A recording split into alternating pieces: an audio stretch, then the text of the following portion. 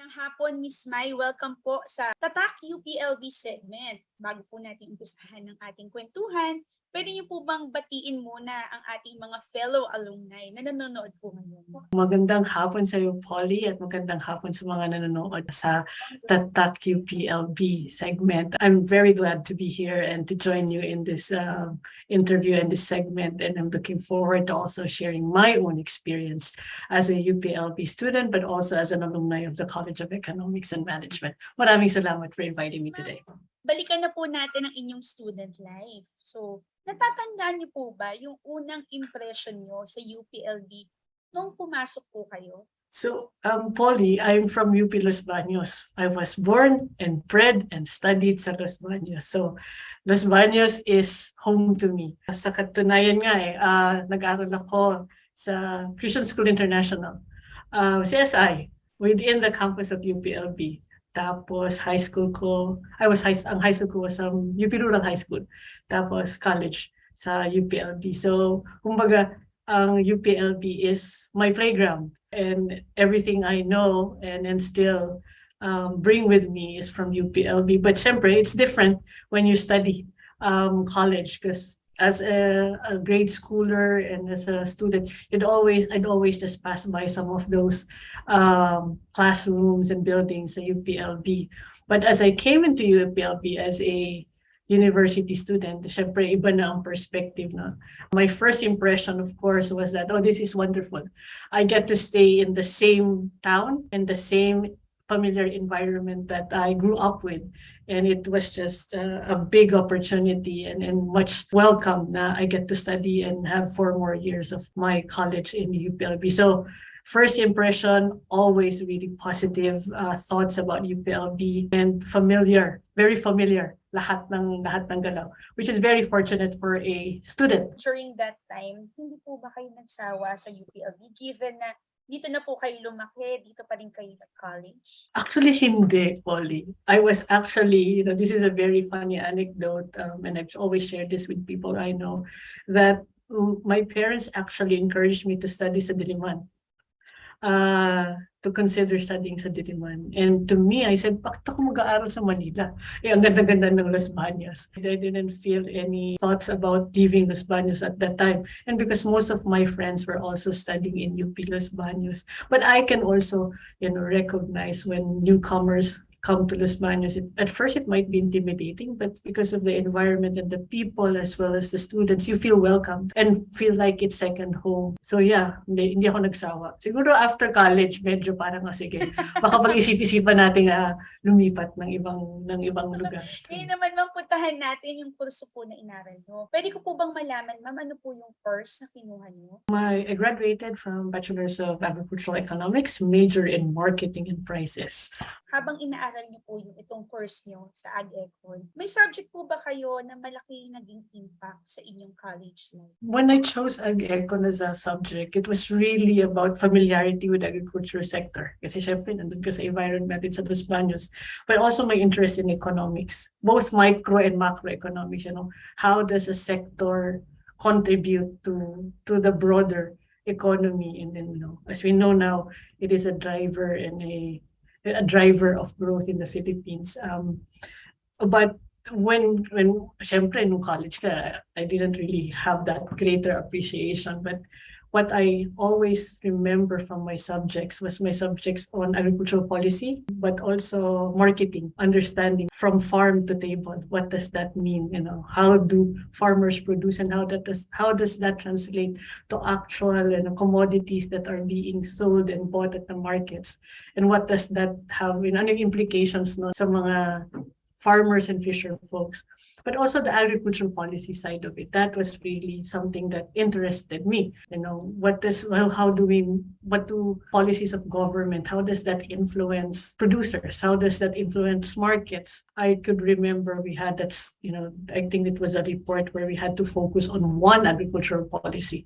I think my choice then was the Agriculture, Fisheries and Modernization Act as a legislation. How is that supporting farmers and how does it supporting sector? So I was very much interested both yung strategic but also the operational side of agriculture. Another subject talagang tumatak sa akin is farm management. Kasi we had to do feasibility studies. We had to do farm management, also had to do accounting to some extent, cost-benefit analysis, those things. That was really useful and very helpful down the line, Kasi you not only talk about the conceptual things, but you're able to understand how the peso, magkano ba ang kailangan mong gastusin, anong kailangan mong investment to produce something, and is it profitable? So I think from that experience, while it was an exercise, it was also really helpful down the line that when we talk about certain commodities, how it's produced, whether it's rice or whether it's mango, whether it's talking about creating livelihood opportunities from post-harvest activities, nakikita mo yung peso value nun, at saka ano yung resources kailangan. So that was really helpful for me. And obviously, tumatak pa rin hanggang ngayon. Kasi alam ko, dito nga po kayo lumaki and everything. Pero meron po ba kayong favorite na lugar within the campus na tinatambayan mo? Meron. Siyempre, I was part of an organization, a Gekon Circle. So, siyempre, as member of the organization, ang tambayan ay yung kubo sa tapat ng department. Of course, that has a lot of memories and has been a learning experience, a place where you learn to socialize, you learn how to also engage with people, and also form lifelong relationships. And I think that's ganun siguro yung college life talaga, na may mga bagay at mga places that reminds you of. So, yung tambayan ng Ag-Econ Circle, kasi noong time na yon, pag kailangan mong hanapin kahit sino, kahit ako, malamang nandun lang ako. Oo. Kasi malapit lang din siya, tsaka convenient. At saka, pag umuulan, maganda siyang lugar na pagtambayan. Oo. So, I hope it's still there. I think it's still there. Yeah. So ngayon po, puntahan naman po natin yung career life. Noong naghahanap po ba kayo ng first job niyo, paano po pa nakatulong na graduate po kayo sa UPL? Malaking bagay. Naghahanap ako ng first job ko. Actually, my first job was with the Department of Ag-Econ as a research assistant ni Dr. Ferdelisa Lantican. I could still remember right after college, we knew that there were research projects ongoing funded by the Department of Agriculture. And Ma'am Lantican, Ma'am Flores, I could always say is a mentor, but also I could proudly say was my first boss. Kausap ko siya and sabi niya, May, gusto mo ng trabaho? Sabi ko, yes, ma'am. O sige, meron akong research project. It's a short, I think it was 6 months. And I said, sige po, ma'am. May trabaho ka na ba? Wala pa po. I think that was the conversation we've had. And it was really good kasi immediately na-apply mo yung pinag-aralan mo. So, when she invited me and asked me if I'd be happy to work with her as a research assistant on the marketing, I think of Calamansi in Mindoro, I said yes. It was a good learning experience. It was probably an experience that I carry with me until now. And come to think of it, that my research work then also created that foundation and a pathway for where I am working now. So, yeah, malaking bagay na taga UPLB ako at graduate ako ng Ag-Econ kasi immediately meron akong trabaho nun. Ma'am, pwede ba naming malaman kung ano pong ginagawa niyo? I'm working now in Fiji Islands in the Pacific. I'm the regional manager for the Pacific and PNG of the Australian Centre for International Agriculture Research. So our agency provides we actually invest and broker research partnerships with countries that we work with. And now I'm in the Pacific working with countries here in the region. Ano po ba yung mga skills or mga characteristics ang na-mold sa inyo ng UPLB na nakatulong po sa iyong career? I think one of the skills, but also the principles, work ethic from UPLB that I gain is yung to be able to have critical thinking, to analyze, and to understand what is before you, whether it's an issue, whether it's a problem or an opportunity in the agriculture sector or otherwise. I think that has been something that, Tatak UPLB or Tatak UP, critical thinking. That's one. Second is also the strive for excellence. Whilst that is also ingrained in other institutions and academic organizations or even other universities within UP, while you are often left to your own devices. Yun nga, sabi na, sink or swim.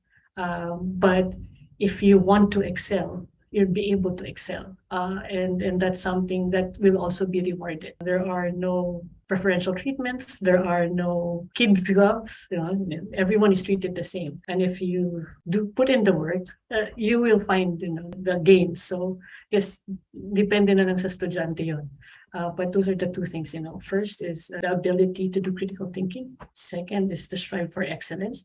But also third is to have that pagkakapatao, or having the humanity and understanding of how other people are also in their own situation, or empathy. Kasi bilang scholar ng bayan, na-ingrain sa atin yun na dapat ay marunong tayong tumulong sa iba at value the opportunities that we have that might not be available to everyone else. So I think that is the three things for me that I brought with me even after college.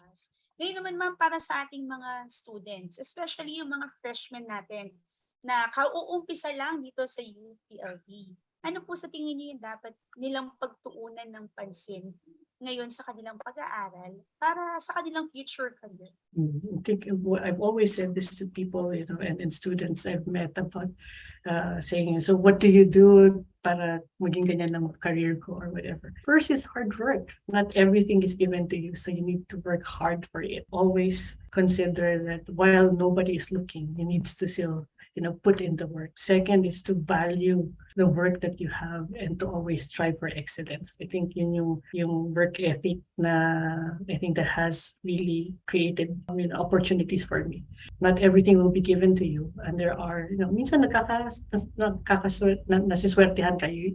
There's always luck involved, but to take advantage of luck, you need to put in the work and to ensure that you do the best that you can. And then third also is to recognize that not everything that you have and all that you have is not from you, but it's also coming from a higher being, also from God, and recognizing that. I think that's really important, and it's humbling as well, to be able to recognize that what you have is also something that you give to other people, but also to glorify God and who has given that gift to you. So I think those three are very important for students. I always say to students, when you need to study, study. Diba? Kung kailangan mag-aral, mag-aral. Kung kailangan tapusin ng trabaho, tapusin. And then after that, you can do other things and enjoy your life as a college student. It's a balance. And like most of us now as adults, and as we've gone through this pandemic, about recognizing mental health and work-life balance, there is a time and place for everything, and everything has to be balanced. And that's something that I also remind myself. You cannot give what you do not have. I think that was my reminder from someone whom I spoke to the other day. So I guess those are the four things. First, strive for excellence at all times. Work hard. Always work hard and strive. Second, strive for excellence. Third, give credit to the one that has given you those blessings, because at the end of the day, that is where we are and what we are meant to do, to give glory to God that has given us all of these things. And then fourth, work-life balance. Make time for everything, and always a reminder, kung kailangan mag-aral, mag-aral. Diba? Kung hindi kailangan gawin ng iba, huwag mong gawin yun. Mag-aral ka muna.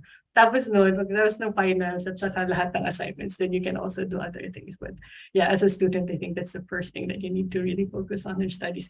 And that will carry you through the rest of your adult life and also your career. Because college is the foundation for your work and your work ethic. Ngayon po So ma'am, eto na. Pwede po ba namin marinig ang inyong version ng Tatak UPLB shoutout?